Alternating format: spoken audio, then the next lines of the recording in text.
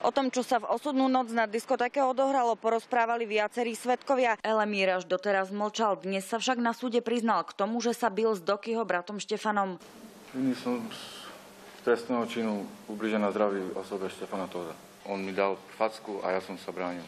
Obžalovaný Elemír si podľa jeho slov až vo väzbe spomenul na to, ako presne večer na dedinskej zábave prebiehal. Nepamätám sa na všetko, teraz som si na to všetko rozpamätal. Senát vypočul aj niekoľko ďalších svedkov, ktorí boli na zádielskej diskotéke.